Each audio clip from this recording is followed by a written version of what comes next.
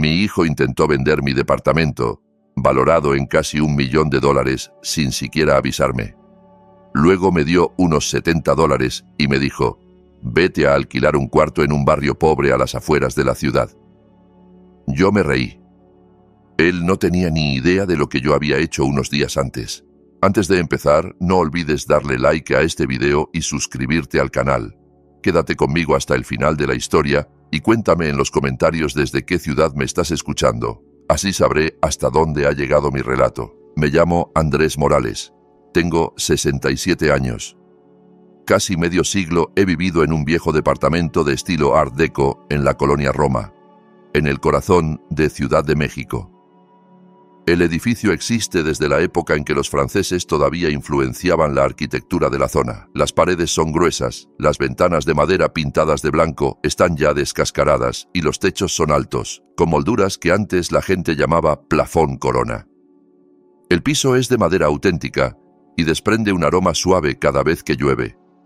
Desde el balcón, puedo ver los árboles grandes de un parque cercano y escuchar a los pájaros que aún resisten en medio del ruido de la ciudad.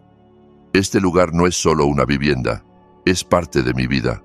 Ha sido testigo de risas, llantos y de todas las historias que me han formado. En 1982, mi difunta esposa, Laura, y yo compramos este departamento por unos $7,000. En ese momento, era una cantidad enorme para nosotros.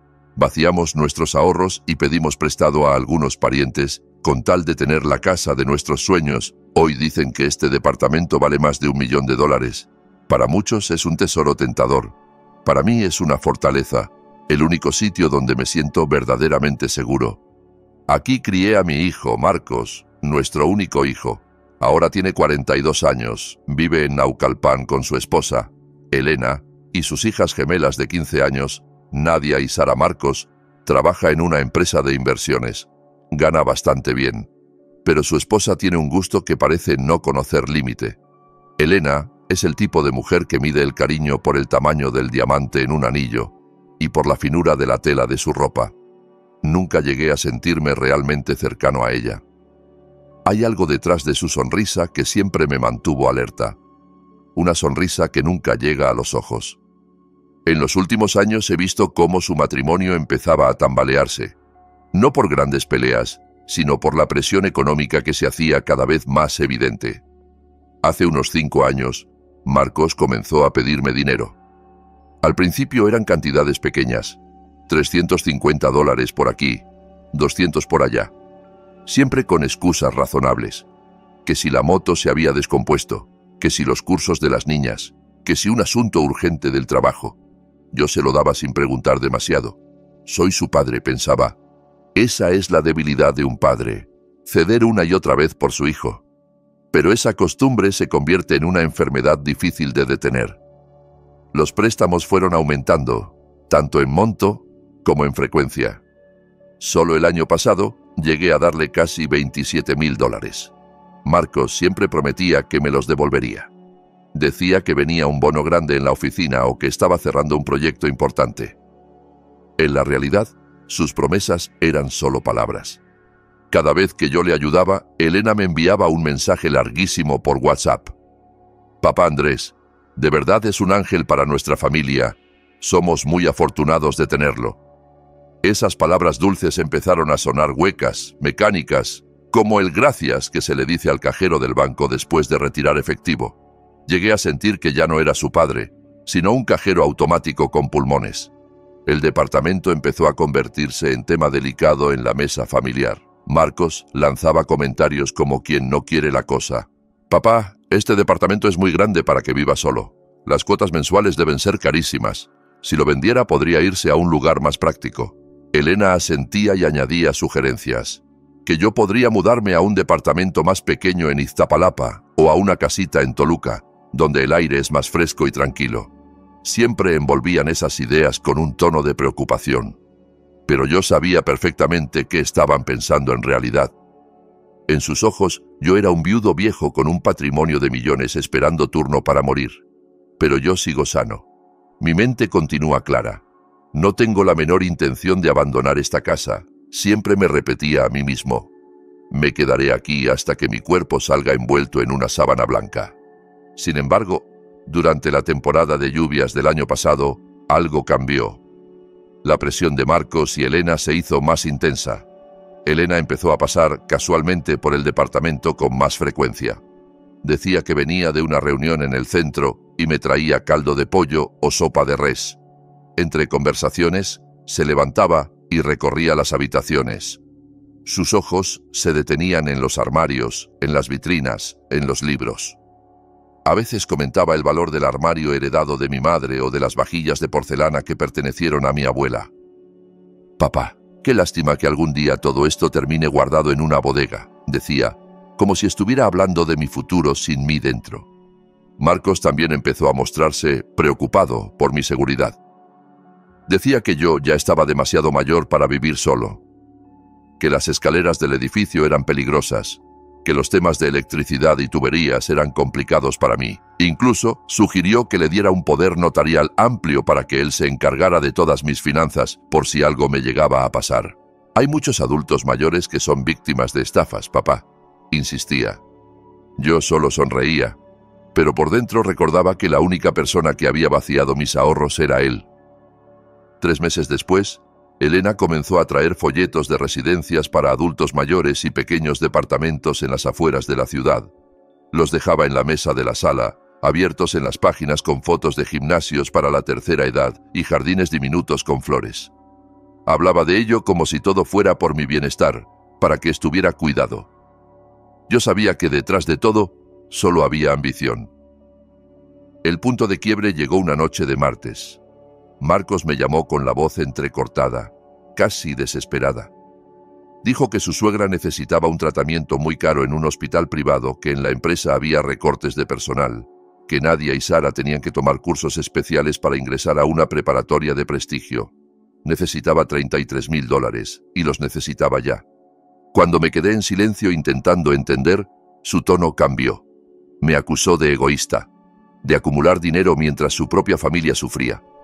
Dijo que yo vivía atrapado en el pasado, defendiendo un departamento enorme para mí solo mientras ellos luchaban por salir adelante. Sus palabras cayeron como una bofetada fría. No por la cantidad que pedía, sino por la forma en que lo decía. Plano. Con derecho. Como si todo lo que yo tenía le perteneciera. Le di el dinero. Pero cuando colgamos, me quedé sentado en la sala durante horas. No estaba triste, tampoco furioso.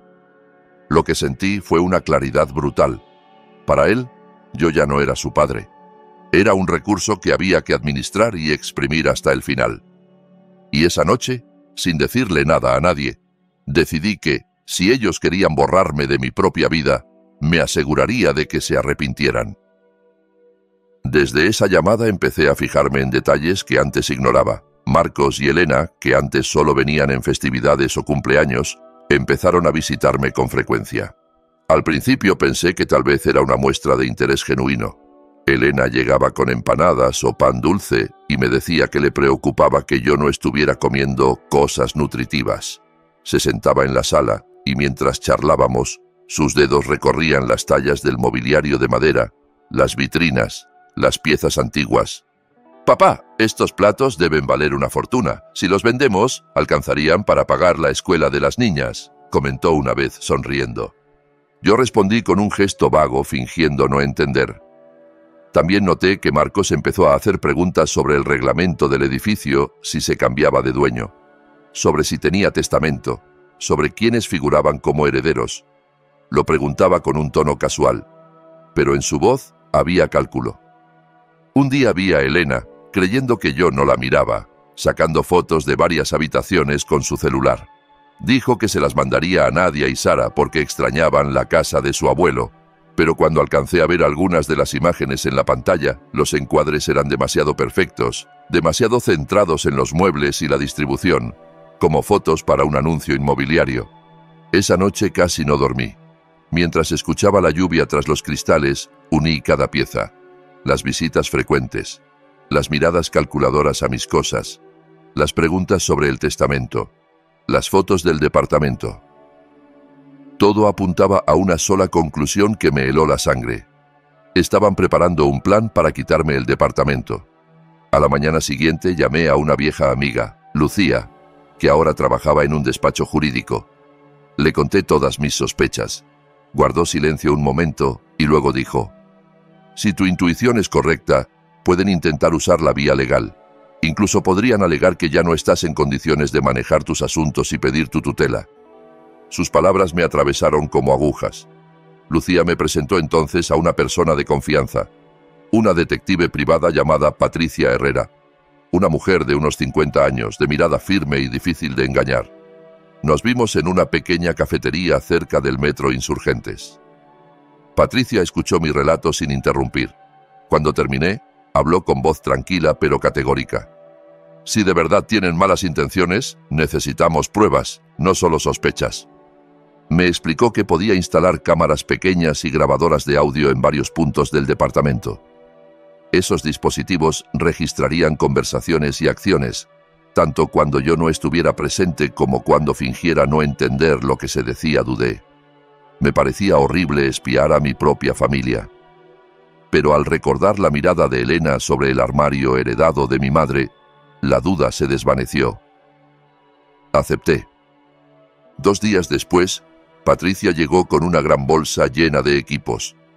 Trabajó rápido, escondiendo cámaras del tamaño de un botón en la estantería, en una esquina de la sala, en adornos que casi nadie tocaba.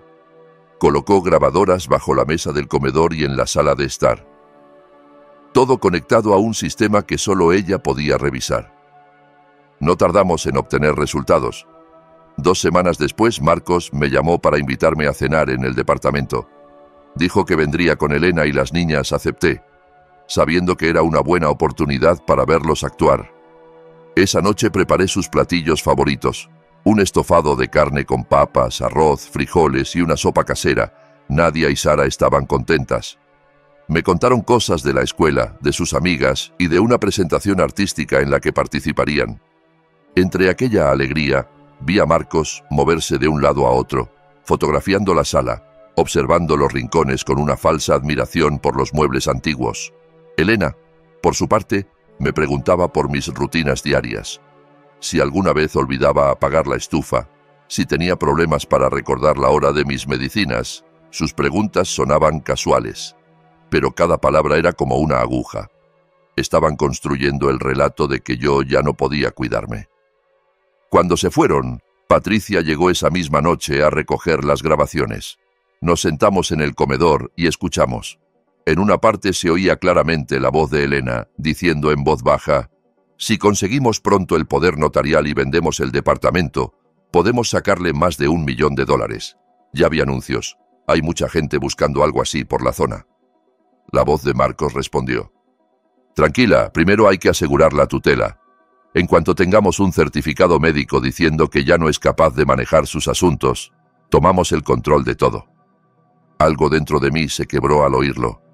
Ya no era tristeza ni decepción, era algo mucho más frío.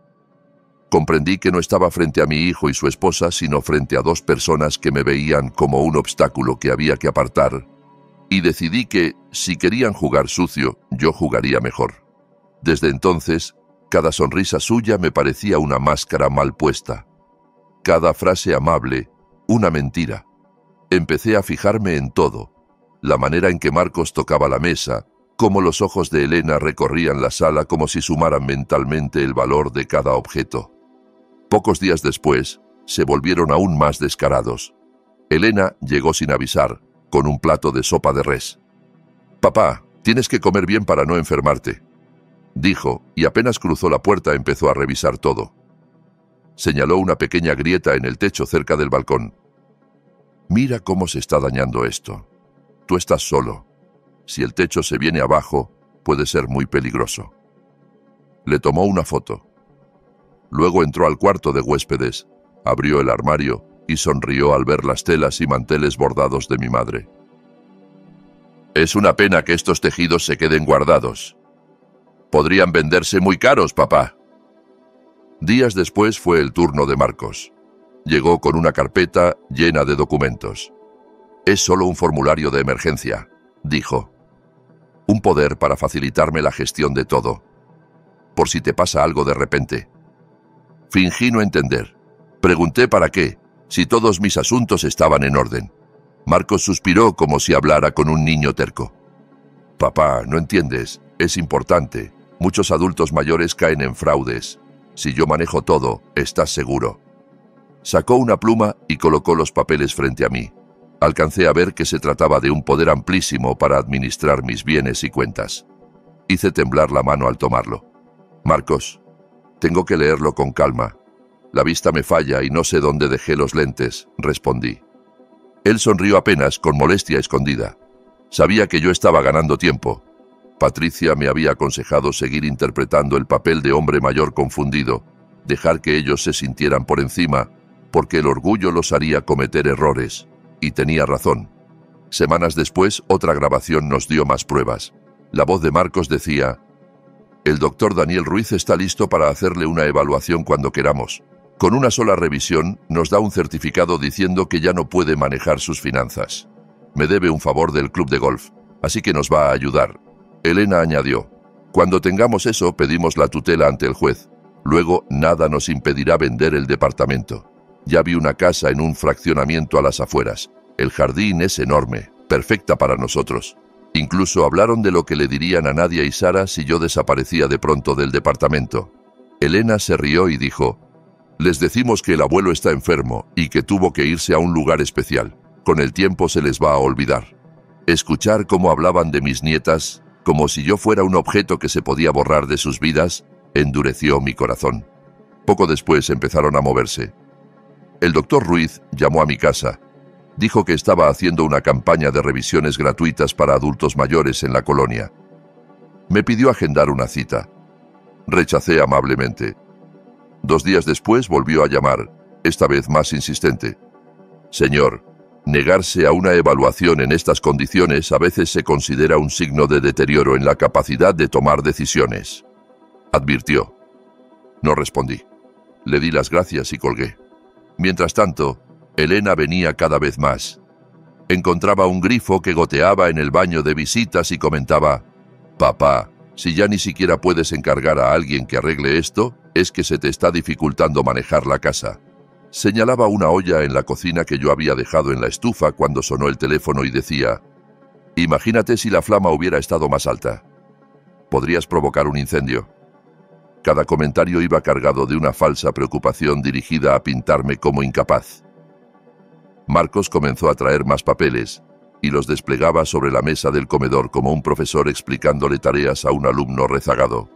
Este es el formulario de contacto de emergencia. Este el poder para decisiones médicas. Este otro para la gestión de tus cuentas. Firma, papá. Todo es por tu bien. Yo negaba con suavidad. Déjame pensarlo. Mis ojos se cansan. Luego lo leo. La irritación de Marcos era cada vez más evidente. Cerraba los puños sobre la mesa.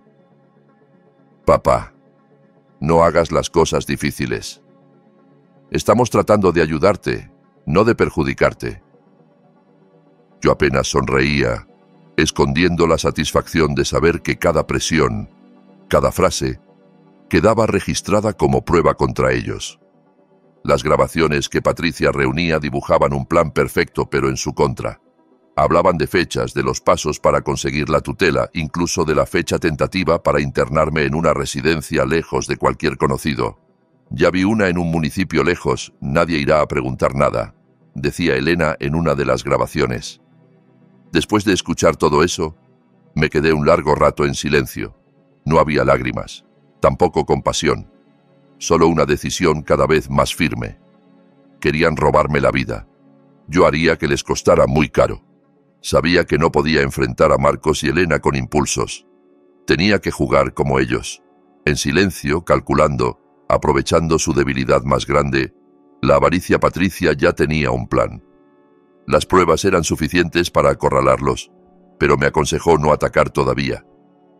Dejémoslos creer que están ganando, dijo con una sonrisa leve.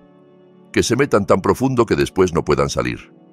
Empecé entonces mi nuevo papel, el de un hombre cansado de discutir, que al fin cede ante la presión de su hijo y su nuera. Cuando venían, ya no rechazaba todo de inmediato. Asentía cuando Elena hablaba maravillas de las residencias para adultos mayores.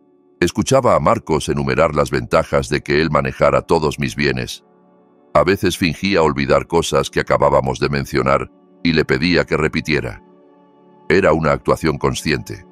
Debía parecer frágil. Hasta que una tarde los invité a cenar. Puse la mesa con esmero. Preparé un guiso de pollo, arroz y ensalada, y una salsa casera que a Marcos le encantaba desde joven. Elena llegó sonriendo, alabando el olor de la comida. Las gemelas también vinieron, y por un momento, todo parecía una reunión familiar normal. Pero, entre las bromas, Marcos volvía a sacar el celular para tomar fotos del departamento, y Elena me llevó a la cocina para hablar de la mudanza. «Papá, ya encontramos un comprador muy interesado. Está dispuesto a pagar por encima del mercado. Con ese dinero podrás vivir cómodo hasta el final de tus días», dijo removiendo distraída la sopa. Asentí, fingiendo emoción. «Si de verdad es lo mejor, hagámoslo», susurré. El rostro de Elena se iluminó. Días después, Marcos llegó con un hombre de traje, Javier Toledo, que se presentó como un agente inmobiliario especializado en herencias. Era educado, hablaba con suavidad, pero sus ojos medían cada rincón. Yo me senté en mi sillón y dejé que Marcos explicara que yo estaba listo para mudarme, que mi salud y mi memoria ya no estaban tan bien. Javier dijo que ya había un comprador muy interesado. Una supuesta empresa llamada Latam Desarrollos Inmobiliarios, que quería pagar en efectivo y con rapidez, por encima de $1 millón. Marcos y Elena no se preguntaron por qué alguien pagaría tanto. Solo se miraron entre ellos con una sonrisa codiciosa. Yo, en cambio, sí sabía quién estaba detrás de esa empresa. Patricia lo había organizado todo con ayuda de un exinvestigador llamado Luis Campos, que montó una compañía ficticia, con oficina alquilada, documentos en regla y empleados que creían estar colaborando en una investigación. El comprador, un hombre llamado Raúl Ramírez, era un actor experto en interpretar a empresarios exitosos. Día tras día, Marcos y Elena se hundían más en sus fantasías. Hablaban de la casa enorme que comprarían en un exclusivo fraccionamiento, del coche nuevo que pagarían de contado, de las vacaciones que por fin se darían cuando ya no tuvieran que preocuparse por mí. No sabían que cada palabra quedaba grabada. Un atardecer, Marcos llegó otra vez con una carpeta. Esta vez parecía apurado. «Papá, tenemos que firmar el poder cuanto antes. El comprador quiere que yo represente todo para agilizar el proceso», insistió. Fingí confusión. «¿Qué poder? ¿No habíamos firmado algo ya?» «Este es distinto», replicó. «Es específico para la venta». Elena intervino con voz suave. «Papá, tú últimamente andas muy olvidadizo. Deja que Marcos se encargue. Así no te llenas de preocupaciones». Me presionaron durante más de una hora. Elena me tomaba la mano una y otra vez. Marcos repetía que todo era por mi bien. Finalmente, simulé rendirme, firmé ese papel frente a ellos. Marcos sonrió satisfecho, me abrazó rápido y guardó la carpeta con la avidez de quien guarda un tesoro. Lo que no sabían era que, una semana antes, yo ya había transferido la propiedad del departamento a un fideicomiso irrevocable administrado por mi vieja abogada, Carmen Ortega. El poder que tanto celebraban no tenía valor. En cambio, mi firma, arrancada bajo presión, unida a las grabaciones donde ellos mismos aseguraban que yo ya no estaba en pleno uso de mis facultades, se convertiría en prueba de un delito grave. Forzar a una persona que consideraban incapaz a firmar documentos cruciales. Cuando se marcharon esa noche, me quedé sentado en la sala, a oscuras. El aire fresco entraba por la ventana junto con el sonido lejano del tráfico. Cerré los ojos, repasando en mi mente el plan que Patricia y yo habíamos ido tejiendo. Ellos creían haber ganado. En realidad, acababan de ajustar la soga a su propio cuello. Los días siguientes fueron casi divertidos para mí. Veía cómo Marcos y Elena se dejaban arrastrar por la ilusión de una vida de lujo. Marcos renunció a su trabajo, diciendo que se dedicaría a cuidar de su padre envejecido, aunque yo sabía que lo hacía porque daba por sentado que el dinero de la venta lo sostendría sin necesidad de trabajar. Elena empezó a visitar fraccionamientos en las afueras, pagando adelantos para la casa de sus sueños, encargando sofás de piel, lámparas de cristal y muebles de cocina de mármol con dinero prestado a corto plazo, convencida de que todo se saldaría cuando se cerrara la venta. Inscribieron a Nadia y Sara en una escuela privada de renombre, con una matrícula que costaba casi lo mismo que un automóvil. Nadia me lo contó emocionada, creyendo que era fruto del esfuerzo de sus padres. Yo sonreí, con un dolor extraño en el pecho. No por Marcos ni por Elena, sino por esas niñas que algún día descubrirían la verdad. En mi casa, Elena empezó a hacer un inventario de mis cosas. La alfombra persa de la sala nos la llevamos. El mueble de cristal del comedor también. Papá ya no los necesitará, decía, anotando en su libreta. Marcos estaba de acuerdo. Discutían frente a mí qué venderían, qué tirarían, como si yo fuera invisible, como si ya solo fuera un nombre en un título de propiedad a punto de ser tachado. Un día, Patricia me avisó que ya habían contratado una empresa de mudanzas. Tenían incluso fecha. Una semana después del cierre de la venta, sacarían todas mis cosas. Patricia se había puesto en contacto con la empresa, presentándose como mi representante legal, y les informó que cualquier intento de llevarse mis pertenencias sin mi autorización escrita sería un delito. Acordaron registrar todo por si Marcos intentaba forzar la situación. Mientras tanto, Raúl seguía interpretando su papel de comprador. Visitó el departamento 2 veces más, elogió la distribución de los espacios, preguntó por las reglas del edificio y siempre se presentó acompañado de un abogado para dar una apariencia aún más seria. Javier, el agente, estaba cada vez más emocionado, calculando en voz alta la jugosa comisión que recibiría, e incluso contando a Marcos cómo pensaba comprarse un coche nuevo con ese dinero. En una de las grabaciones, se oía a Marcos reírse con Javier y Elena. Con el poder notarial en la mano, puedes manejar todo. Ni cuenta se dará de lo que pasa, decía. Elena añadía, lo importante es sacar a papá rápido a la residencia. En esos lugares nadie se mete. Esas palabras me encendían la sangre, pero también reforzaban mi decisión. Patricia quería que los dejáramos avanzar hasta el final. Mientras más lejos lleguen, más difícil les será negarlo después, me dijo con una sonrisa leve. Déjalos que sigan soñando. Cuanto más alto crean que están, más fuerte será la caída. Seguí interpretando al hombre dócil. Elena me llevó a visitar varias residencias para adultos mayores en el Estado de México y en otras ciudades cercanas. Me mostraba jardines pequeños, salones de lectura, habitaciones sencillas. Yo asentía, quejándome de lo cansado que estaba de cuidar solo una casa tan grande. Fingía mirar las instalaciones con seriedad, aunque en mi cabeza solo contaba los días para ver caer sus máscaras. Marcos empezó a hablar delante de Nadia y Sara sobre mi supuesta mudanza. El abuelo se va a ir a un lugar más seguro y cómodo, decía, y cuando vendamos su departamento podremos irnos de vacaciones a Cancún, o tal vez al extranjero. Las niñas aplaudían, ilusionadas, sin saber que esa promesa estaba construida sobre una traición. Y yo dormía bien. No por sentirme protegido, sino porque sabía que cada paso suyo estaba fragmentado en archivos de audio y video. Cada palabra reforzaba el caso. Cada acción los empujaba un poco más hacia el borde. Llegó el día en que el calor de la ciudad se pegaba a la piel incluso con el aire acondicionado encendido. Estaba sentado cerca de la ventana cuando Marcos apareció, caminando deprisa, con una carpeta gruesa en la mano. Elena venía detrás con su inseparable bolsa repleta de papeles. «Papá», dijo Marcos, sentándose sin rodeos. «Ya está todo. El comprador solo espera las firmas en la notaría. Si aceptas, la próxima semana se hace la operación. Entra el dinero a la cuenta y tú te mudas a la residencia que vimos». Lo miré un buen rato, como si me costara procesar lo que decía. «¿La próxima semana?», pregunté en voz baja. Elena asintió con una sonrisa radiante. «Sí, papá. Ya hablamos con la residencia en el Estado de México. Tienen lista una habitación en la esquina, con una ventana enorme y árboles enfrente. Te va a encantar». Fingí una sonrisa. «Si ya está todo decidido, está bien», respondí. Sus rostros se relajaron de inmediato. Empezaron a planear en voz alta el día de la mudanza, qué se llevarían, qué dejarían, quién me acompañaría a la residencia. Yo solo asentía de vez en cuando, suspirando, para que creyeran que me resignaba a mi destino. Esa reunión también quedó grabada por un dispositivo que Patricia había escondido en la estantería.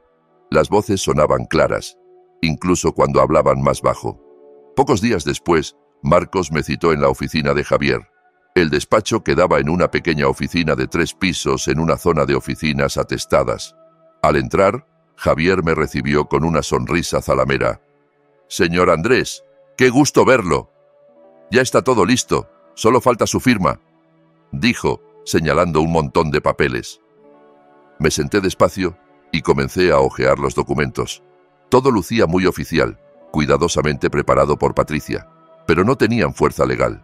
Eran copias que solo servirían para una cosa: demostrar que habían intentado que yo firmara la cesión de todos mis derechos bajo presión.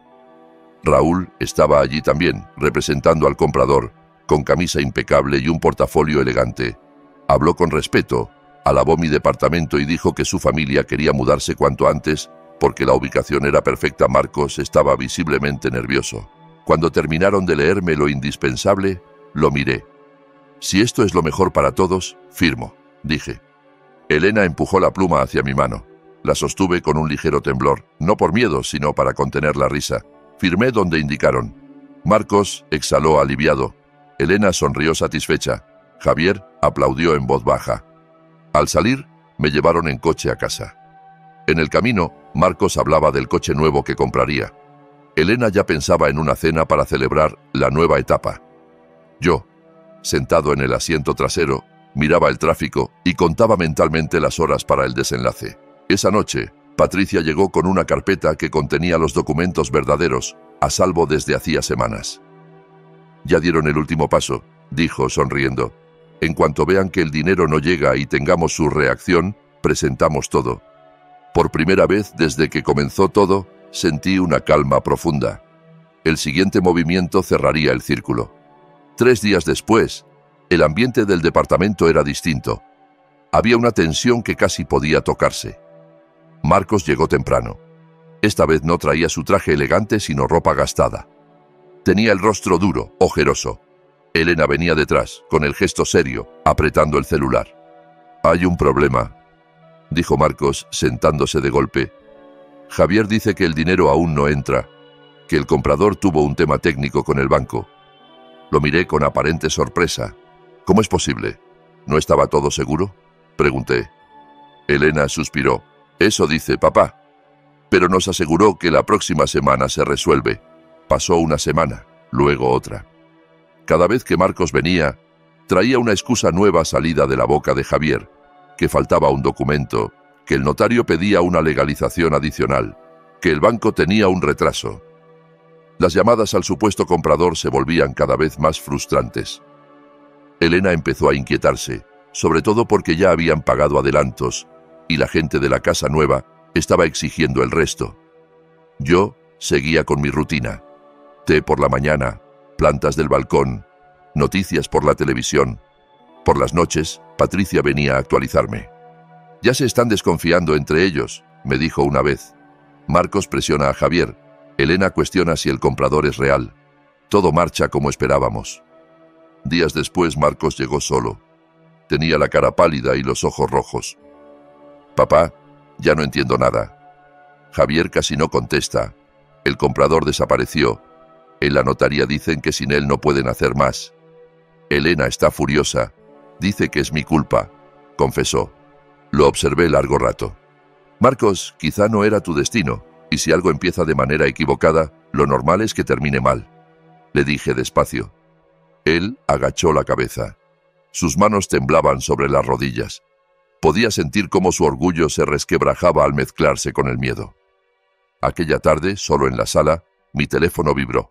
Era un mensaje de Patricia. «Esta noche se quiebran. Mañana empezamos». Cerré los ojos y solté el aire. El hilo que ellos mismos habían ido tensando estaba a punto de romperse. A la mañana siguiente, el cielo amaneció claro y el aire olía a tierra húmeda. Me senté con mi taza de té cuando sonó el timbre. Era Patricia. acompañada de 2 policías vestidos de civil. Tenían el gesto serio y una mirada firme. «Señor Andrés, ha llegado el momento», dijo Patricia. No pasó mucho antes de que Marcos y Elena aparecieran también, sin saber quién estaba dentro. Marcos llevaba aún ropa de casa. Despeinado, Elena tenía el rostro hinchado, como después de llorar. «Papá, Javier desapareció. Su teléfono está apagado, su oficina vacía», exclamó Marcos, alterado. Yo no respondí. Fue Patricia quien dio un paso al frente. «Lo siento, señor Marcos, pero el señor Andrés ya presentó una denuncia con todas las pruebas de lo que ustedes han hecho.